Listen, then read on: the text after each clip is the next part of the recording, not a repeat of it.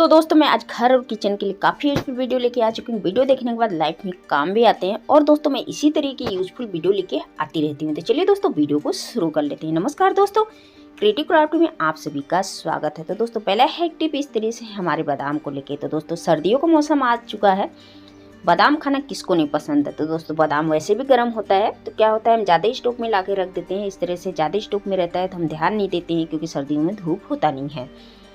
तो इस तरह से ज़्यादा क्वान्टिटी में हम बादाम ले आते हैं। तो एक ग्लास इस तरह से कोई भी एयर कंटेनर में डिब्बे में रख के आप इस तरह से इसमें एक चुटकी इस तरह से इसमें चीनी डाल दीजिए। बस ज़्यादा नहीं, एक चुटकी इसमें चीनी डाल देना है। और चीनी डालने के बाद आपको अच्छी तरह से इसको घुमा देना है, ताकि ये जो चीनी ऊपर नीचे अच्छी तरह से मिक्स हो जाए।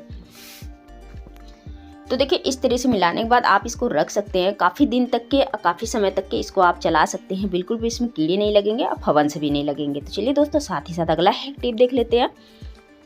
तो दोस्तों अगला हैक टिप इस तरह से प्याज के छिलकों लेके है। तो दोस्तों क्या होता है सर्दियों के मौसम में हम सभी को आलस आता है, जहाँ बैठते हैं वही सोचते हैं कि ये काम बैठे ही बैठे हो जाए। तो दोस्तों क्या होता है इस तरह से मैक्रोनी का पैकेट हो जाता है या जवे का पैकेट हो जाता है। तो क्या होता है ये बहुत बड़े बड़े पैकेट रहते हैं, हम इसको फेंक देते हैं। तो दोस्तों इस तरह के पैकेट को बिल्कुल भी नहीं फेंकिएगा। इस तरह से पैकेट के आप रख लीजिए। तो कैसा ऐसा होता है कि हम कमरे में बैठ जाते हैं तो ये बैठे बैठे मटर भी छील लेते हैं। तो दोस्तों इस तरह से आप इसको इस्तेमाल करने के बाद इसमें मटर के छिलके भी डाल सकते हैं। और क्या है कि इसमें कूड़े वगैरह भी डाल सकते हैं। जब ये भर जाए तो आप डस्टबिन में इसको पलट सकते हैं। तो है ना दोस्तों, बहुत ही कमाल का आइडिया, एक जगह बैठे आपका सारा काम। तो चलिए दोस्तों अगला एक टिप देख लेते हैं। तो दोस्तों अगला हैक टिप इस तरह से हमारे काजू को लेके है। तो दोस्तों क्या होता है इस तरह से जब हम काजू वगैरह के पैकेट ले आते हैं तो क्या होता है जितना ज़रूरत रहता है हम इस तरह से इसको निकाल लेते हैं। और निकालने के बाद हम सोचते हैं कि ये हमारा काजू ख़राब भी ना हो और बाकी हम इसी तरह से पैकेट में छोड़ दें।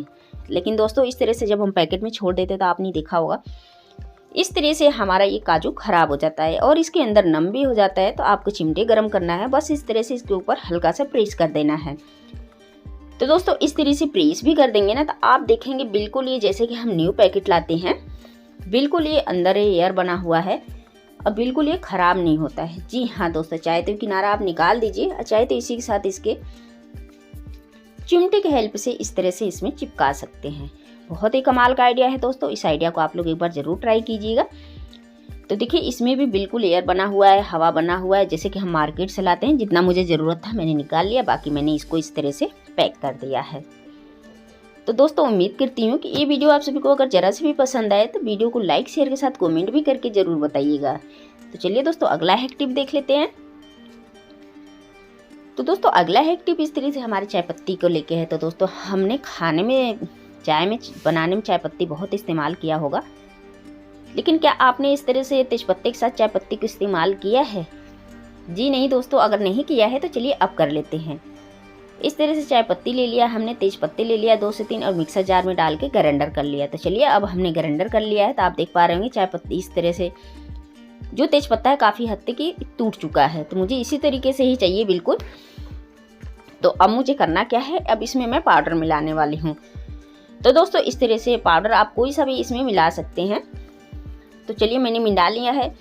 अब मैं इसका रिव्यू बताती हूँ कि मुझे कहाँ और कैसे इस्तेमाल करना है इसको। बस मैं सिलेंडर के पास आ चुकी हूँ। दोस्तों पहली बात तो आपने देखा होगा इस तरह से हम कहीं भी सिलेंडर रखते हैं तो इसके आसपास काकरोच कीड़े मकोड़े मंडराते रहते हैं। ज़्यादातर जो चूल्हे में हम सिलेंडर लगा के रखते हैं आपने देखा होगा चूहे भी इस तरह से मंडराते रहते हैं और ज़्यादातर पाइप काटने के चक्कर में जाते रहते हैं वो। तो दोस्तों ये छोटा सा रेमेडी है, इस रेमेडी को आप लोग एक बार ज़रूर ट्राई कीजिएगा। देखिए तो मैं सिलेंडर के नीचे इस तरह से जो पेंट की बाल्टी होती है मैं इसको इस्तेमाल करती हूँ, क्योंकि मैं फर्श से जो पत्थर होता है ख़राब हो जाता है, जंग से छुड़ाना बहुत मुश्किल हो जाता है। तो मैं इस तरह से बाल्टी का ढक्कन रखने के बाद ही तभी मैं सिलेंडर को रखती हूँ। इस तरह से हमारा फर्श भी नहीं ख़राब होता है, पत्थर भी नहीं ख़राब होता है। अब ये जो मैंने रेमेडी को बनाया हुआ है बस इस ढक्कन के ऊपर इस तरह से डाल दूँगी, अपना ये काम करता रहेगा। तो दोस्तों ये जो इस तरह से काकरोच वगैरह होते हैं, चूहे वगैरह, इससे बिल्कुल दूर रहेंगे और मर भी जाएंगे। तो चलिए दोस्तों साथ ही साथ अगला हैक टिप देख लेते हैं। तो दोस्तों मेरी बेटी की जिद थी इस तरह की, मम्मा मुझे गोभी के पकौड़े बनाओ। तो देखिए अब मुझे समझ में नहीं आया कि मैंने गोभी के पकौड़े चले बनाए। तो देखिए मैंने गोभी को अच्छी तरह से काट के इसको धुल लिया है और मैंने बड़े बड़े पीसेस काट लिया है। फिर मैंने पानी उबाल लिया है पैन में इस तरह से। अब पानी उबालने के बाद मैं ये जो गोभी के पीसेस काटा हुआ है मैं इसके अंदर डाल देती हूँ। और डालने से क्या होगा दोस्तों, जब भी हम गोभी के इस तरह से पकौड़े बनाते हैं ना, तो हमें इसको थोड़ा सा भाप दिखा के ही बनाने चाहिए, क्योंकि ये जो गोभी के पकौड़े होते हैं तो इस तरह से तेल में जब हम फ्राई करते हैं तो ये बिल्कुल पकता नहीं है अच्छी तरह से। जब भी आपने देखा होगा इस तरह से गोभी के पकौड़े इसमें पानी गर्म करके 5 मिनट में गैस पे और बना लेती है। और 2 से 3 चम्मच मैंने बेसन ले लिया है।